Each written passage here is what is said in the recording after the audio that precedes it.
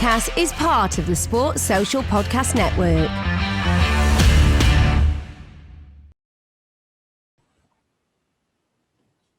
Hi, and welcome to 49 Unbeaten, the official ArsenalVavel podcast. And we're joined by some special guests today. We've got a bit of a collaboration episode here.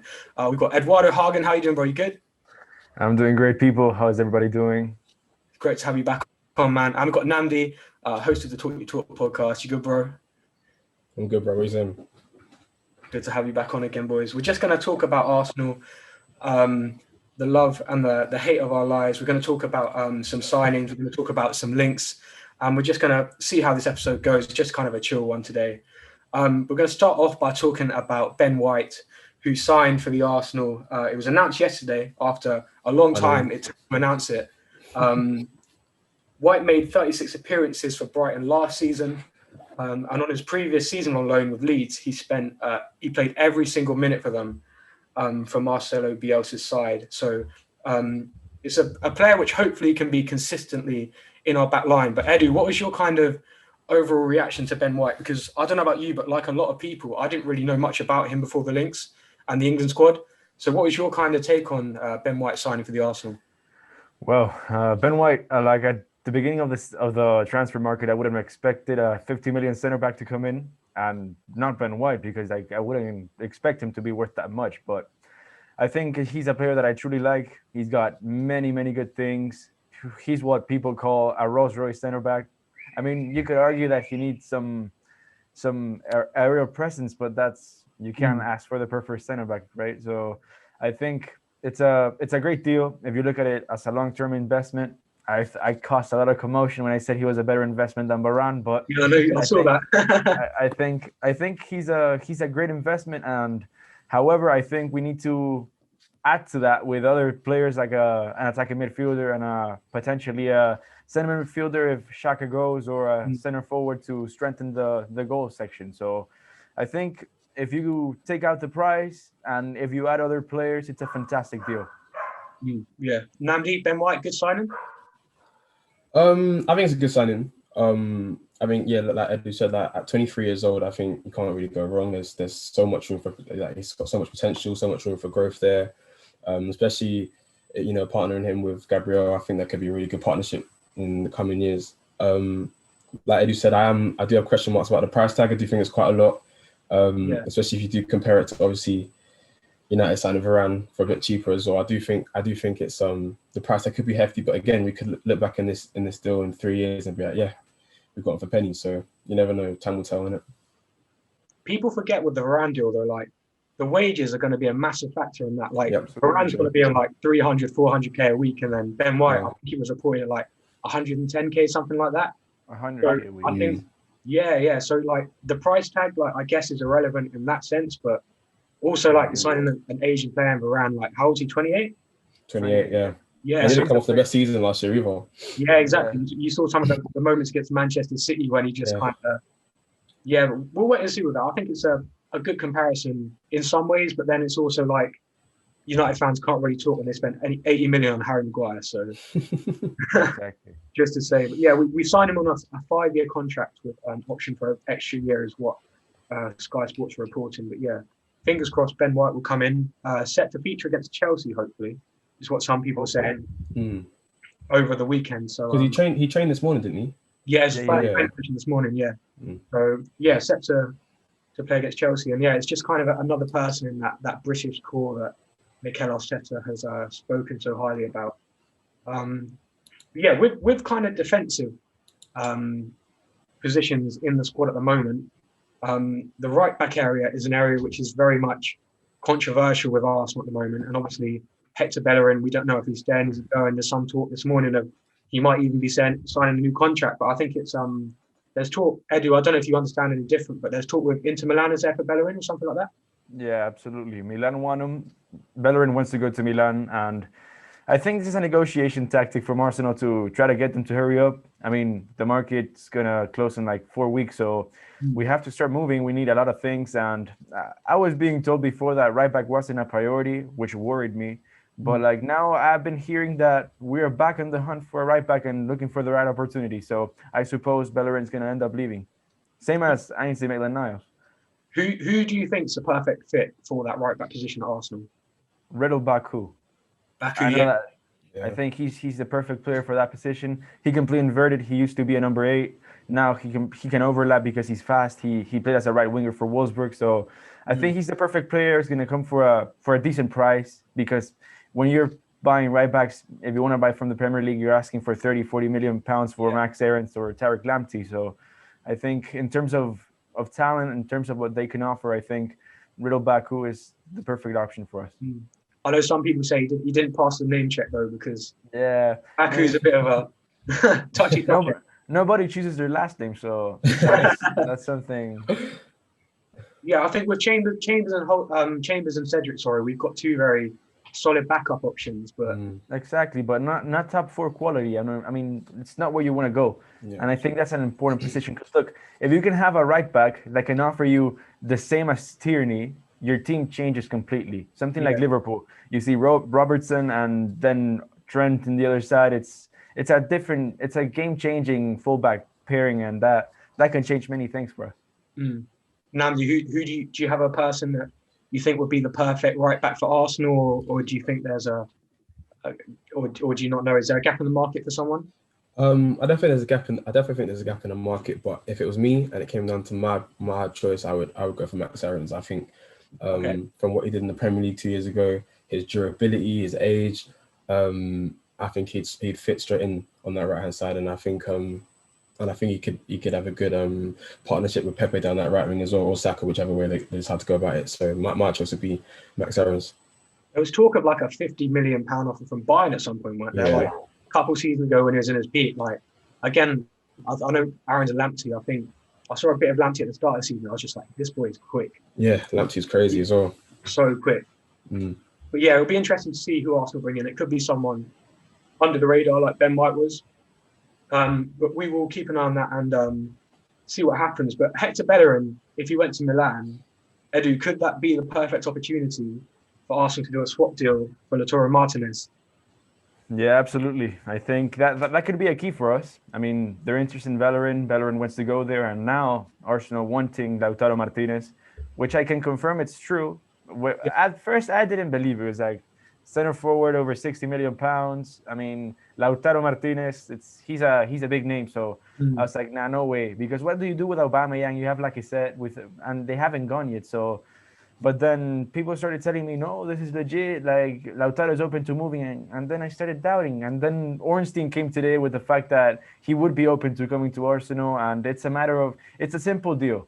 Inter have their price, and if Arsenal meet the price, he's gonna go, because Inter are in financial trouble that is uncomparable to many other clubs, because their owners are a betting company, and throughout the pandemic they had a lot of stocks in different things, and then everything went to shambles, as they say in the UK, and they lost like millions and millions and millions, and now they had to sell Hakimi, and now they're not close to selling Lautaro, who's one of their best players. So if Arsenal can get Lautaro Martinez in, that would be a huge boost for goal scoring, and in terms of how people look at us in the market as well, because like before the market opened, who would have thought that we could have signed a 50 million center back, Lautaro Martinez, and potentially James Maddison? Yeah, touch wood. I mean, I think there's some very exciting names being branded around at the moment, but just to back up what you're saying there, with the Athletic came out with a story this morning saying about Arsenal's interest in Lautaro Martinez being genuine, and Arsenal are looking into a move for Inter Milan striker Lautaro Martinez as Inter continue to adjust to a more sustainable financial model. Arsenal hold the striker in high regard, with the North London club and Inter Milan in contact over a prospective deal for Hector Bellerin. The Athletic sources have inquired about Martinez's availability, and like Edu said, if Arsenal provide a suitable offer, it is thought that Inter would sell and Martinez would end up an Arsenal player. Martinez at the carpet, Nnamdi, would you take him? Take him ain't the question. I would definitely take him. But do I think that's the ideal place where I feel like our money should be spent? I think James Maddison should be the priority. I think the number 10 should be the priority, 100%, a right back as well, and a backup keeper. And I think yes, and 65 million, 70 million is a lot of money to spend. So if that is the money we have that we do have to spend, I think it should go on those position, those priority positions first before we start looking at a striker. I don't think it's time to give up on Aubameyang yet. If Lacazette and Nketiah are to go, then there's still Balogun that can come in and fight for his place as well. But if Lautaro Martinez is on the market and we have the money, it's a no-brainer. Where does he fit in for you, Edu? Like, where does he fit into the system? Oh, I think he's perfect for the center forward role because we don't play with a target man. Our center forward tends to go out and hold up the play and link up, which is perfect for him in my opinion. But there's many things that we have to consider as Arsenal fans here, is that Aubameyang's not going to go to the bench. Yeah. Aubameyang's also not going to be as good as in the left wing because you have players like Emil Smith-Rowe, Martinelli who can do a better job there. So it's a tough one, I think.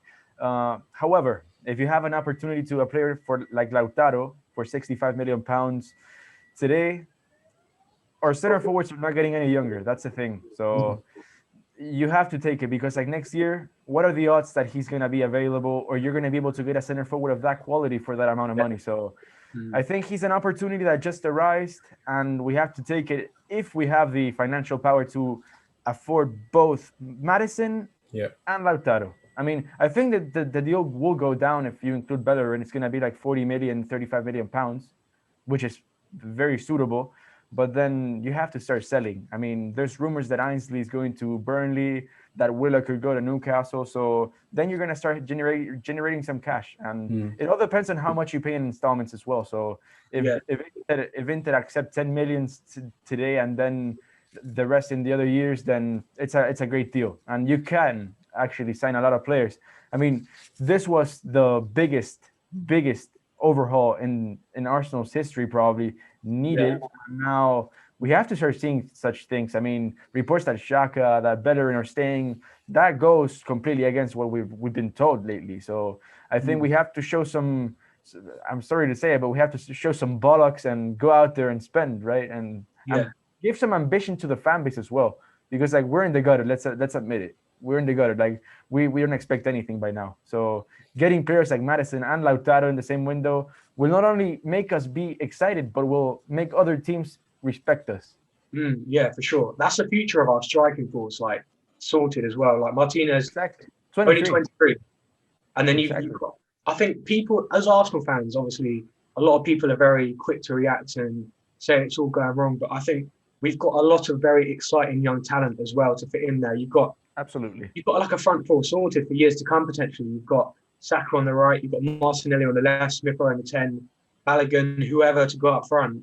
There's so many exciting young players we've got at Arsenal, and I think it is a time to be excited. But I think, like you say, like smart investment at the same time to complement those players, because they're not the finished article now, realistically. And I think Martinez would be a very exciting a very exciting signing. Sorry. And like Nnamdi, you said to me the other day, like I'm not feeling so like buzzing for the start of the season yet. Like we just need a couple of signings to keep us kind of get us excited for it, man. But as Eddie said, we've become as Arsenal fans, like you said, that we've become so just accepting of mediocrity. Like consecutive 8th place finishes is not Arsenal. That's not the club that any of us was raised on. So it is time for some statement signings to let people know the club that we actually are, and it is time for the owners to open up their wallets and spend some money. But again, when we say spend some money, we're not going to talk about some smart investments. I do think Ben White is a good investment, but at the same time, there are holes in the squad that do need to be fixed before we can start splashing 65 centimeter. You know what I'm trying to say? Yeah. Well, I think smart investment's important, but speaking of not so smart investment, I don't know the truth in these rumours, but Aaron Ramsdale, some people are saying 30, 40 million pounds. Like, Edu, do you think that's a big mistake, Ramsdale, for that kind of money?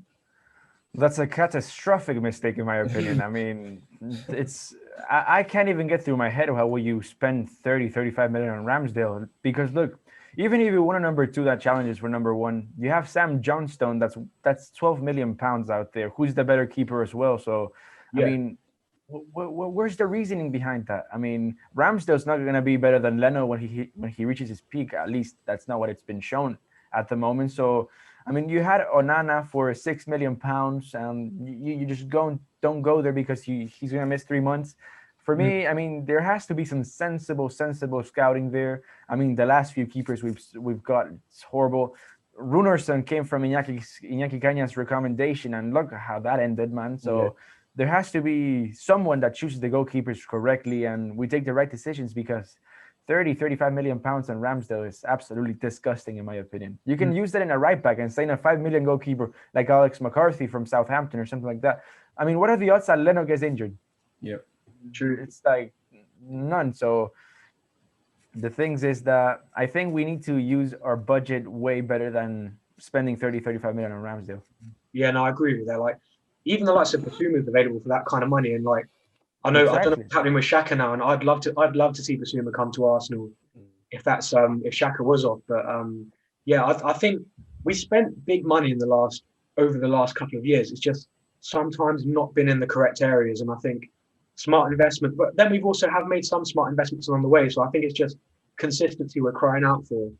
We briefly touched on it there, but Granit Xhaka, kind of crazy story coming out the last couple of days.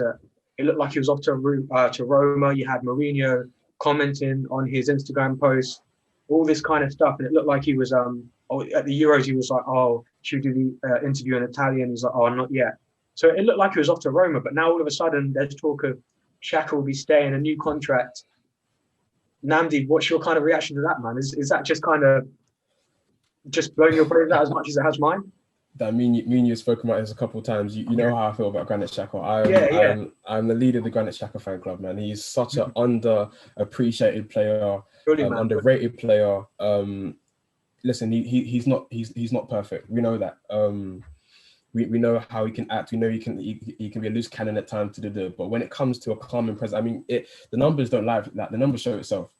When he's in the team, we're a better team. Yes.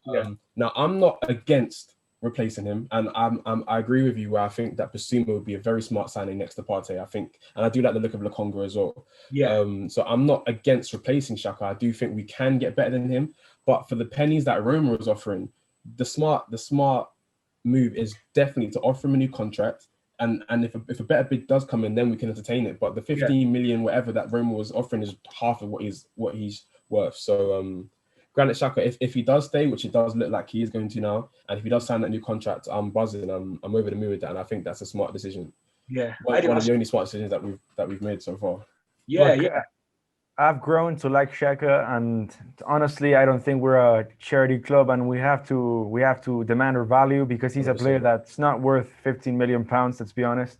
He's in the last 2 years of his contract, so the least I would have expected is 20 million pounds. I think he's worth 25 million at least, but you know, he wants to go. He wants to join Mourinho, and it's something you have to respect. I mean, Granit Xhaka has had a very particular story at Arsenal, and maybe it was the right time to everybody to part on in good terms. Everybody like satisfied with what's been happening in the last few years. So I think he'll end up going eventually, because that's his desire. But Arsenal are doing the right thing in offering him a new contract in order to get Roma to move on, because Mourinho's been insisting, their board, that they need to get Xhaka. So I think this is only for Roma to cough up more, and we need to get more, being honest. And hopefully everything settles for all the parties to be happy at the end of the thing. And there's the one thing that really worried me was that increased wages and a contract until 2025 will basically end his career here, because like, he will be like 35, 33, 34, and on high wages, nobody's gonna buy him. So then the problem arises: another 35 million investment going for free? So that's a big problem, in my opinion. But you know, it's a situation that will develop. I think he's gonna go, and we just have to be patient. Same as Bellerin. I've heard you use that phrase on Twitter quite a lot. We're not a charity club. Like we can't just like settle. Yeah, we can't. We need to sell. We need to sell, but we can't be settling for cut prices. We still need to. Their offer was £9 million plus add-ons. That's really. That's disrespectful. That's almost as disrespectful as Aston Villa bidding 25 million for Smith Rowe. Yeah. But no, honestly, I think I agree with you on that one, Nnamdi. I think I'm a big fan of Granit Xhaka, but I wouldn't be completely against replacing him. And someone like Basuma, who like, let's be real, he wants to come. Like, he's made I it think very that's the obvious. ideal replacement. Yeah. Massively. And I think he would fit the bill perfectly. And I think even on that last game of the season when we played Brighton, just seeing him in that midfield, I think him and Partey would absolutely boss it. But we'll wait and see on that one. I think that's one that might run down till the end of the window to hear anything on that. Just what on the quotes on what Amy Lawrence said from The Athletic, though, she said that Arsenal preparing to offer Granit Xhaka a new contract after Roma have failed to match Arsenal's valuation with a bid of sufficient consequence. His current deal only has 2 years left. So I guess if he stays for another year, we're at risk of losing him on a free, which, Eddie, if I'm not mistaken, is a similar situation to Leno, isn't it? Yeah, same situation. I think, I mean, the contract, I think it's a dodgy thing, you know, because 2025, it's 4 years. So if anything, just put it to 2024. I mean, that's more sensible because, like, then you're going to have a Willian situation where you can't get rid of him because it's his high wages, nobody's going to pay. And it's going to be a pain in the ass, obviously. So I think it's a good tactic, and let's hope that Roma cough up so we start moving again, because, I mean, Xhaka desires to go. That's the thing. For me, that's the most important thing. I mean, if Xhaka wants to stay and somebody offered, I was like, okay, go away. But if Xhaka wants to go with Mourinho, you have to respect his decision as well. Yeah. So I think, and also, as Arsenal fans, if he doesn't want to be at the club, then we don't want him to be there. Absolutely. He already said, I already let the club know what I know, and I think Rome is a beautiful city. So what more do you want from that? I mean, he's saying, I want to go. So. And to be fair, as much as we don't like Mourinho, like, as a player, the opportunity to be coached under a manager of Mourinho's caliber is a very exactly. And Mourinho has always speak highly of Xhaka, even when Xhaka was not in the best level at Arsenal. He said, "Oh, he's a crucial player for them." So, I mean, it's a relationship that needs strengthening, and they want to play with each other, and that's okay. That's okay. You have to accept it. We can get better. That's the thing. It's not like you're losing Saka, for example, for peanuts. Like, true. Saka's gonna be harder to replace. So it's one thing that has to happen, in my opinion. Yeah, we'll wait and see. This window is going to be crazy. Like, I know Chris Wheatley was tweeting out about how, like you said earlier, like, it's the biggest overhaul in decades. Yeah, it has to be. It has to be, because we're out of Europe, like, for the first time in 25 years. So Fully. So yeah, I mean, I expect a lot of things to happen before August 31st, being completely honest with you. The biggest worry for me was the fact that there was talk of losing Lacazette, losing Bellerin, losing Xhaka. You're losing 3 of the biggest influences in that dressing room, and they're like some of the captains, if I'm not mistaken, for the club. So I think the biggest worry for me was, if we do lose those players, not necessarily like not being able to replace them, but it's kind of the unbalance within the dressing room. So we'll wait and see on that one. Not much more to mention upon transfers. Eddie, was there anything I've already missed there as an Arsenal transfers recently? I mean, the Madison saga that's been going on, but like, that's something that could develop. I've been told that Arsenal have the money, but they're a bit hesitant with Madison's injury issues and the fact that how much would Leicester want, because Arsenal value him at 55, 60 million pounds. But if Leicester goes and slaps an 80 million price tag on him, it's like, come on, it's not worth that. So, I mean, I think it's pretty sensible by Arsenal, and we're going to see where Leicester are in terms of leverage, in terms of how much they want and things like that. But I think it could easily happen because Madison wants to move. So we're very much, I think we need to look at Leicester as, if we're being real as Arsenal fans, they're kind of like our direct competition right now on the pitch. And their investment off the pitch has been extremely smart in the last couple of years. Like, selling Maguire for £80 million was something that none of us saw coming. And like, just some of their investments, like Tielemans and Ndidi, like, it's one of the best midfield partnerships. And there's so many other players I could mention. Chilwell for 50 million as well. So another big sale. So I think we need to look at Leicester, and I think if they're going to charge a ridiculous amount, you've then got the options of Odegaard and Hosam Aouar. There's been another name mentioned. Just on that quickly though, I know there's been so many debates on football Twitter the last couple of days. Nnamdi, Hosam Aouar, Odegaard, Maddison, who are you picking? Why you got to put me in this position?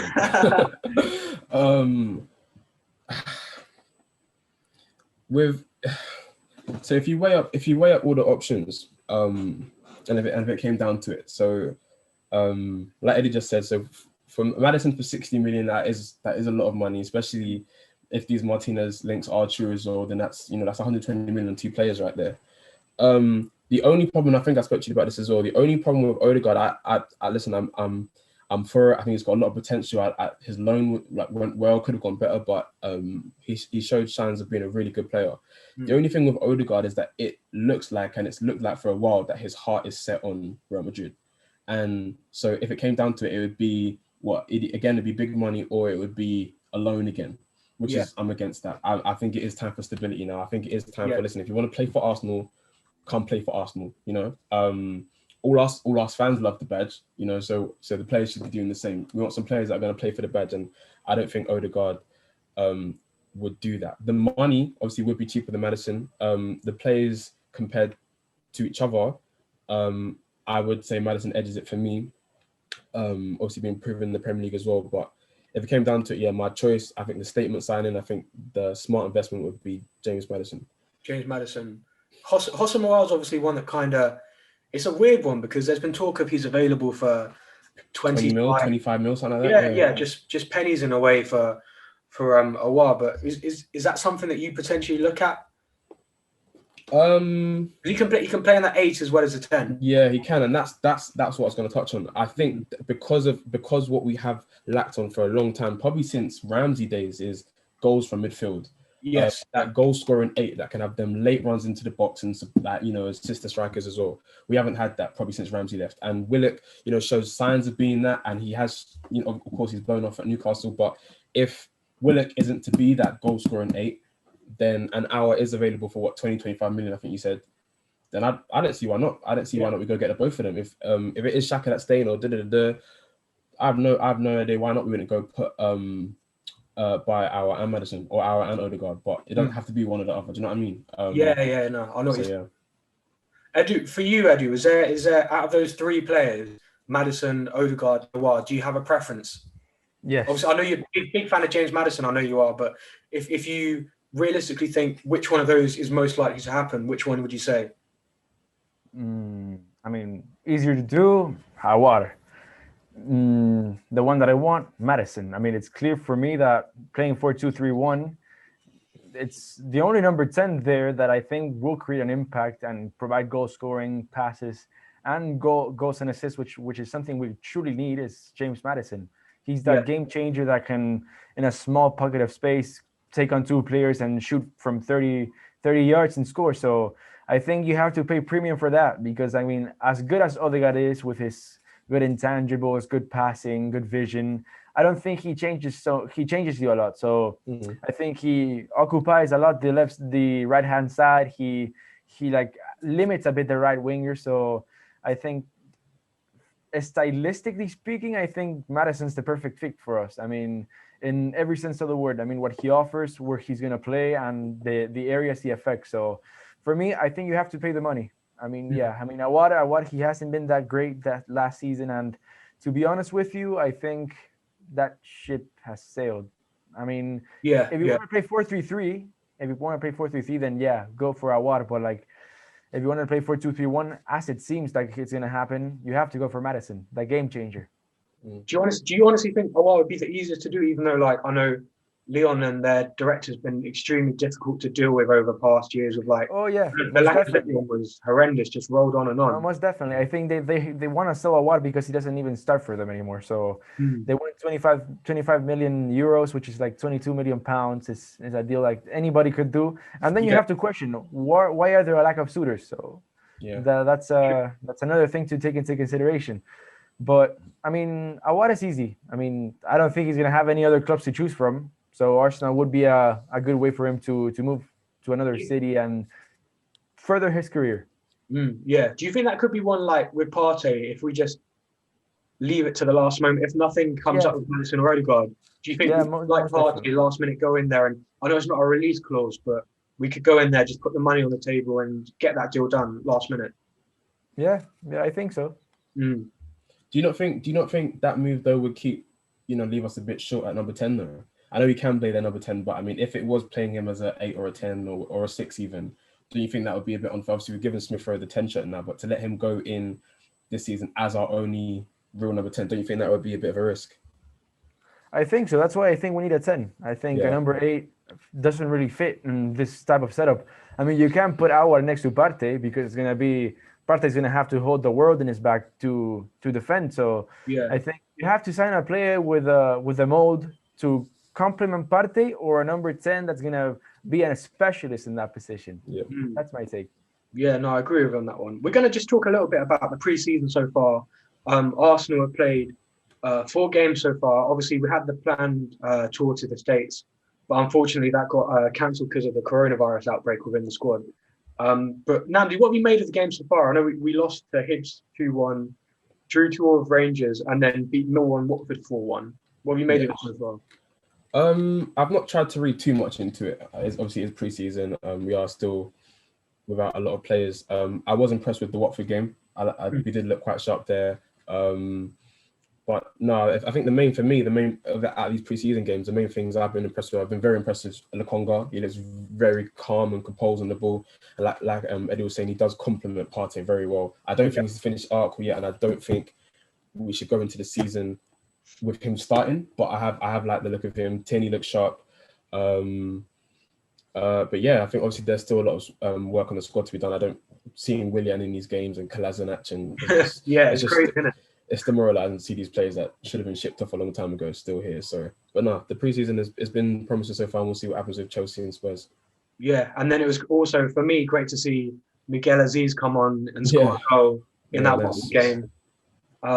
We've got some really exciting players to hopefully see get some minutes this season. They're really doing well for the academy.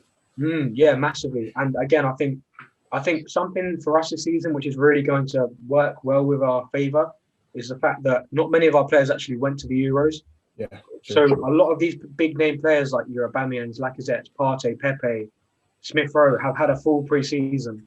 And I think that's going to be crucial for us going into that first game against Brentford.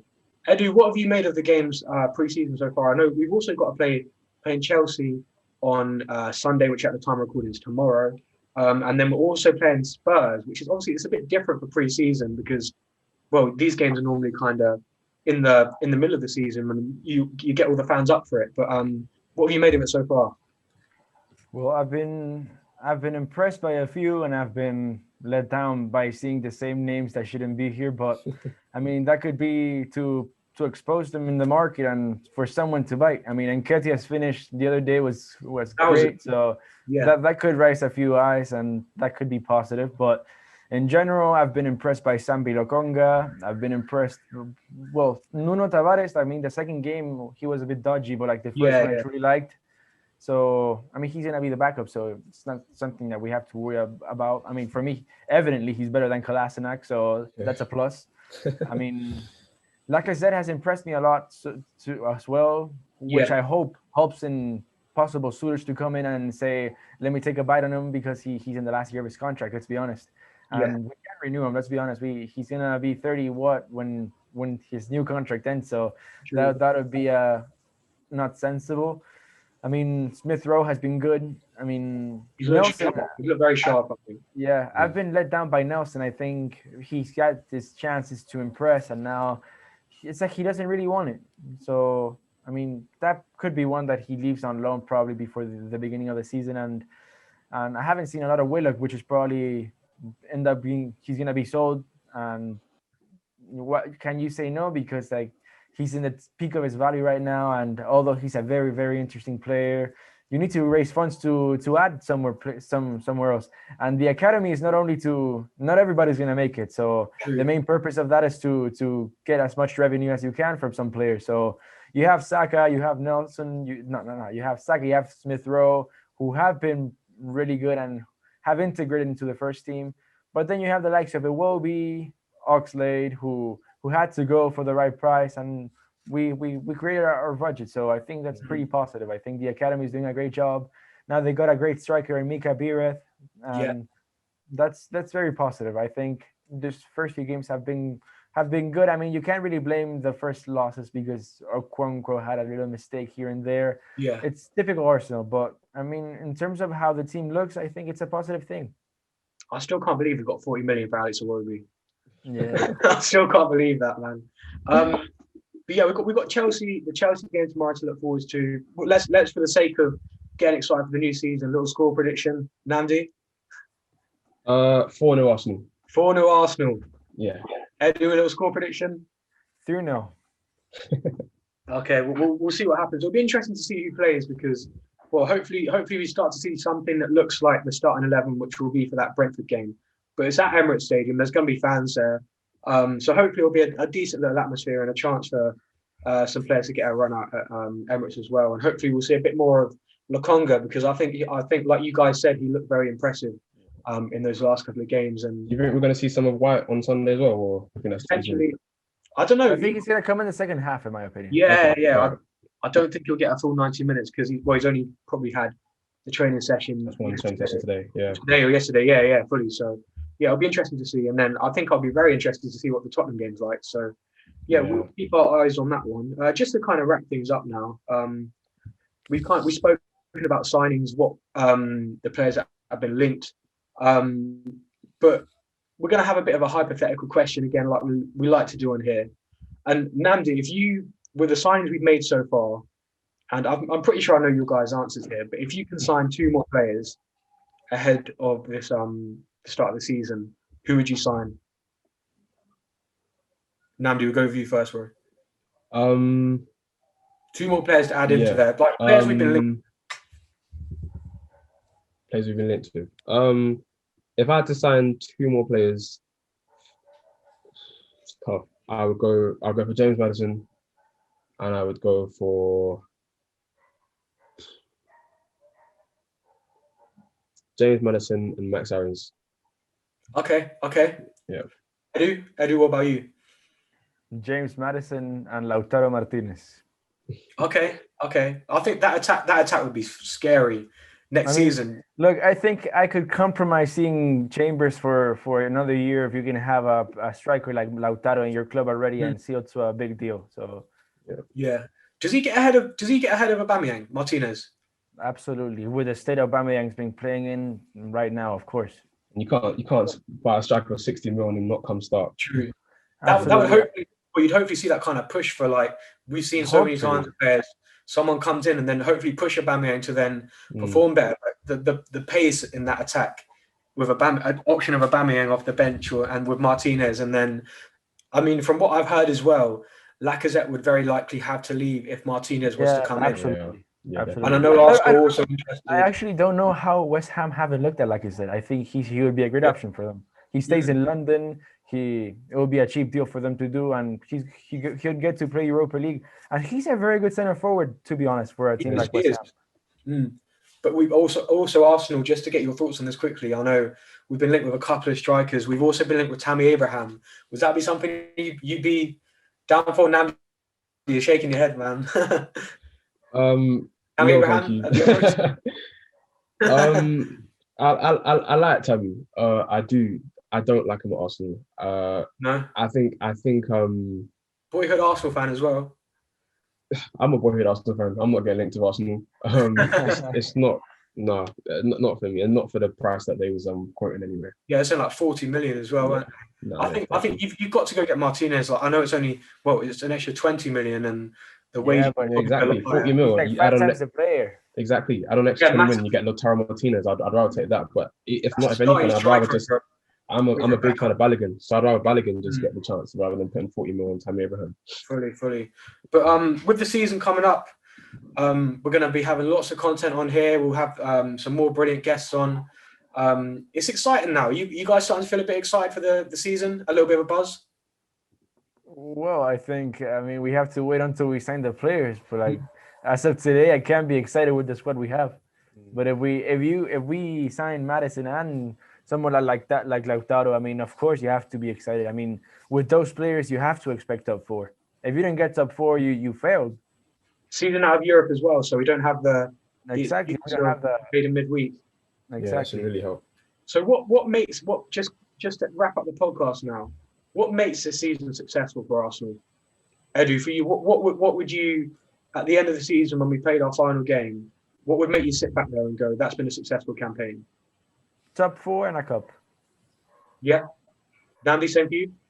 Yeah, I'd say that just top four really. Just getting back Top into four. Europe should be the main priority, and then I building mean, from there. yeah, I mean, top 4 by itself would be a great season, but like Yeah. if you can add a cup, that would be brilliant. Yeah, Fully.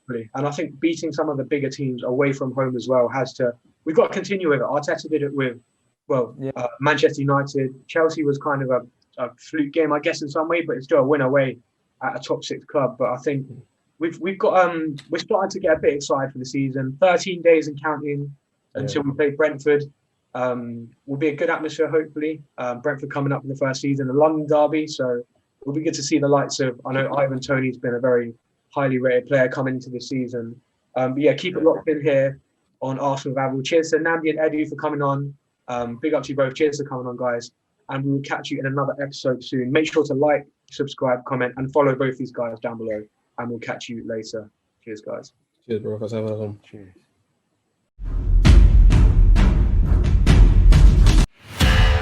Find more great shows or join the team at sport-social.co.uk.